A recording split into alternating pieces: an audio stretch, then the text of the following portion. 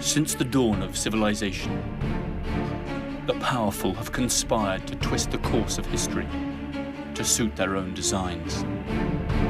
Like puppeteers, a few shadowy figures could still be pulling the strings of destiny for billions. Those who cry conspiracy are usually mocked at, for sometimes the truth is so obvious it goes unnoticed.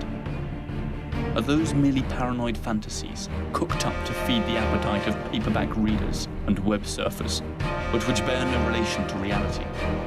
Or are we living out some perfectly executed plan? Wars, revolutions, social movements, terrorist attacks. Everything is given an official explanation.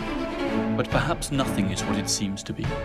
Let's dare to unveil the incredible world of secret societies.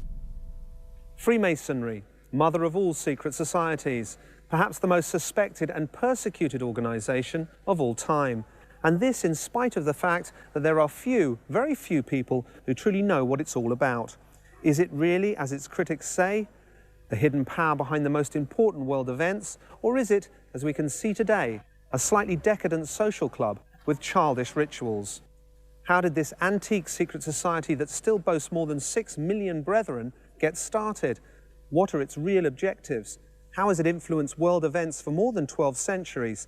And more important still, how is it influencing them today?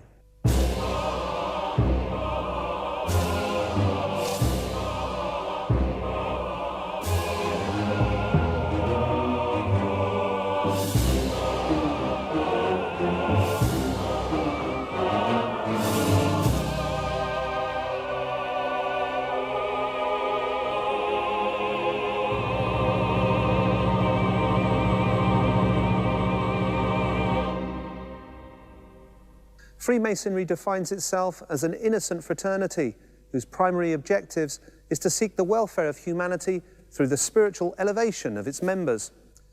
But for its critics, it's just a gigantic pyramid of manipulators with the secret objective of world domination, with unwritten codes of silence and cooperation reminiscent of the mafia.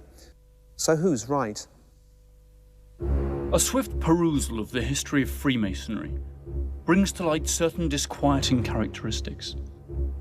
Its impenetrable secrecy, the severity of the penalties for those who break their oaths, the general public's ignorance of its true reach, influence, and real purposes, and most disturbing of all, its obvious participation in many of the key events that have changed the course of history over the last few centuries. Secret rituals, obscure symbolism, mysterious objectives, qualities made an easy target, mainly by its arch-enemy, the Roman Catholic Church. And one wonders, are these real reasons to fear Freemasonry? Or is it all just a matter of groundless accusations, mere incomprehension and prejudice against enlightenment? Why do the Freemasons still maintain such secrecy if they have nothing to hide? So how did it all begin? The origins of Freemasonry go back to the 7th century, when it was founded as a guild of builders, bricklayers and stonemasons, who tried to keep secret their technical knowledge in order to protect their livelihoods. These masons were not the construction workers we might picture today, but technical and artistic masters that could undertake the most prestigious constructions at a time when building technology was limited to a set square, a plumb line, and little else. The original Masons built cathedrals and castles that endured for centuries, surviving wars, earthquakes, time. To the common people of those times, such technical accomplishments endowed the Masons with almost magical powers, powers that had to be kept secret to outsiders. Thin columns that still hold graceful, ogival arches with narrow ribs, towers of hitherto unimaginable heights that scrape the heavens and inspire God-fearing veneration. Chambers with perfect acoustics and overhanging gargoyles to scare away evil spirits. Ratios of strength, beauty, and proportion that even today surprise engineers and mathematicians. The extraordinary knowledge and skills of these men constituted the best-kept secret of all time. The development of projects would take generations to complete, and the accompanying know-how was passed down from father to son, from teacher to apprentice. The full preparation of an apprentice took 7 years and began when he was only 12. After the first 3 years, there was an initiation ritual, and certain codes and symbols were revealed to him. Upon completing the 7th year, he would graduate as a Fellow of the Craft. Only years later would he qualify as a Master Mason. Freemasonry soon acquired a spiritual and ideological dimension that clashed with the value system of its time. This made it the perfect organization to host ideas considered dangerous, ideas that needed to be kept secret at all costs. This earliest manifestation of Masonry is known as operative Masonry, since its members were active builders. Though the society was born in the Middle Ages, Masons were inspired by much older secret societies, some dating from pre-Christian times. Secret societies have existed since the dawn of civilization. They were formed in order to preserve and defend knowledge that afforded power, and to transmit and maintain ideas that offended the powers that be, ideas whose free and open expression might have brought down a death sentence upon a person who simply dared to utter them. A good example is the Pythagoreans, who were organized like a secret society. Pythagoras was a philosopher who lived in Greece in the 6th century BC, and his discoveries had immense influence on Masonic thought. Centuries later, Pythagoras' theorem was of great importance to the operative Masons, as it allowed them, for example, to execute perfectly straight angles. Pythagoras was pursued and murdered by his enemies, but his knowledge persisted, and the set square became the emblematic symbol of Freemasonry that is still used to this day.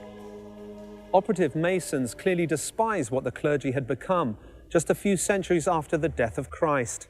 A decadent bunch of sinners too busy looking after their worldly possessions to take time to shepherd the souls of their flock. The same feelings were felt for the oppressing nobility who owned land and life. The irony was that the Masons, ideological antagonists to the persecutory dogmatism of Rome, had in the Catholic Church and in nobility their main client.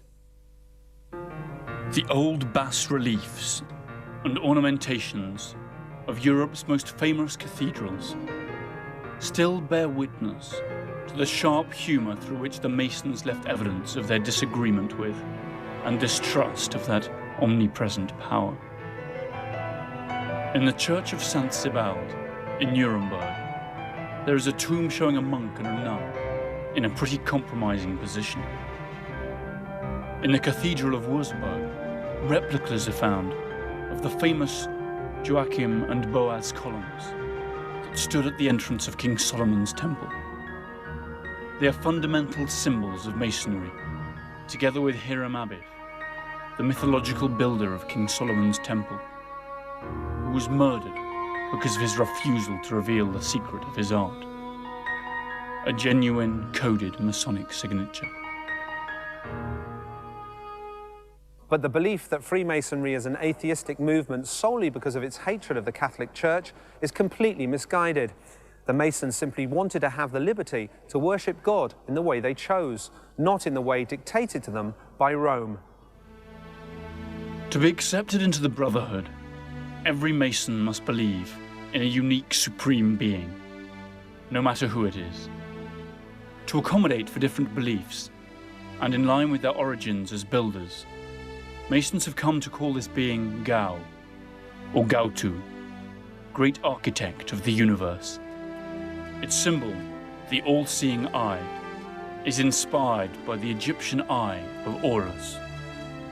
The Regius manuscript on display at the British Museum is an anonymous poem on the subject of moral duties and is dated around 1390.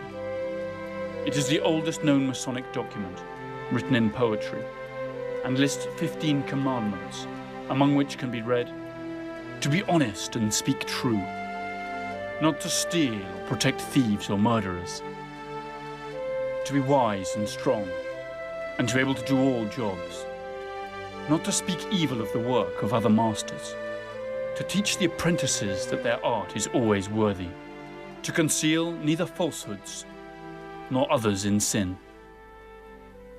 The feudal age came to a close, and the Catholic Church stopped being the Masons' major client. It was then that this original guild of spiritually free bricklayers turned into a powerful and influential secret society, open to all men who wanted to accept its rules and would take an oath to keep its secrets. It was called Freemasonry, or Free and Accepted Masons. Soon it would be the key protagonist in some of the most important events in history. Let's recap. Far from being an ignorant association of superstitious bricklayers, the original operative Masons were upholders of ideals of liberty that naturally brought them into conflict with those who were both their best clients and their oppressors, the Catholic Church and the European monarchies.